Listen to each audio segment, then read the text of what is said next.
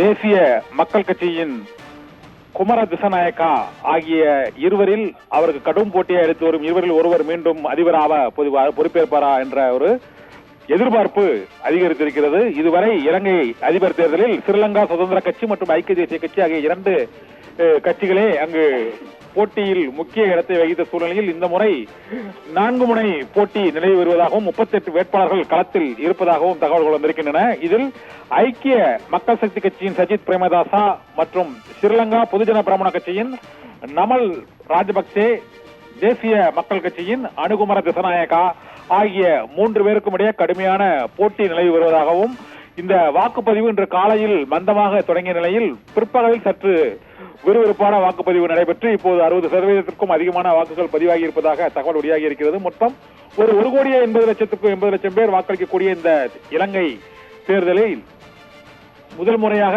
ராஜபக்சே குடும்பத்தினர் அந்த நாட்டை விட்டு வெளியேற்ற வேண்டும் என்று போராட்டம் நடத்திய முன்னாள் ஜனதா விமுக்தி பிரமுனாவும் இன்றைய தேசிய மக்கள் கட்சியின் தலைவருமான அனுகுமர திசாநாயக்கா மற்றும் சஜித் பிரேமதாசா மற்றும் ரணில் விக்ரமசிங்கே ஆகிய 3 பேருக்கும் இடையே கடுமையான போட்டி இருக்கிறது என்றும், ஸ்ரீலங்கா பொதுஜன பிரமுன கட்சியின் நமல் ராஜபக்சேயும் இந்த களத்தில் அவர் முக்கிய பங்கு வகிக்கிறார் என்றும், தமிழக கூட்டமைப்பின் சார்பாக தமிழ் கட்சிகளின் கூட்டமைப்பு சார்பாக அரியநேந்திரன் களத்தில் இருக்கிறார் என்றும், தற்போது அந்த போட்டி களம் இந்த 4 பேருக்கும் இடையில் தான் இருக்கிறது என்றும், 38 வேட்பாளர்கள் களத்தில் இருந்தாலும் ராணுவ தளபதி சரத் பொன்சேகா உள்ளிட்டோரும் களத்தில் இருக்கிறார்கள். இருந்த போதிலும் அவர்களால் மக்கள் செல்வாக்கை முழுமையாக பெற இயலுமா என்பது இந்த தேர்தல் முடிவுகளின் மூலமாக தெரிய வரும். இந்த 3 விருப்ப வாக்குகளின் மூலமாகவும் 50%க்கும் அதிகமான வாக்குகளை பெறுபவருமே இலங்கையின் புதிய அதிபராக தேர்ந்தெடுக்கப்படுவார்.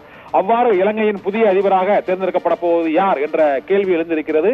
இதுவரை இலங்கை அரசியல் தேர்தல் வரலாற்றில் இல்லாத அளவுக்கு அங்கு இனவெறி அரசியலுக்கு பதிலாக பொருளாதார வளர்ச்சி முன்னேற்றத்தை கருத்தில் கொண்டு நாட்டை வழிநடத்தக்கூடிய தலைவர் யார் என்பதை முடிவு செய்யும் வகையில் இந்த அதிபர் தேர்தலானது நடைபெற்று முடிந்திருக்கிறது. இதில் ஒட்டுமொத்த இலங்கை மக்களும் யாரை இலங்கையின் அடுத்த அதிபராக தேர்ந்தெடுத்து பொருளாதார வீழ்ச்சியிலிருந்து இலங்கையை மீட்பராக அங்கு உருவெடுக்கப் போகிறார் என்ற எதிர்பார்ப்பும் இந்தியா, சீனா மட்டுமின்றி உலக நாடுகளிலேயும் அதிகரித்திருக்கிறது. அதனால் இலங்கையின் புதிய அதிபர் யார் என்ற எதிர்பார்ப்புக்கு நாளை காலைக்குள் விடை கிடைக்கும் என எதிர்பார்க்கப்படுகிறது. ஆபிரகாம்.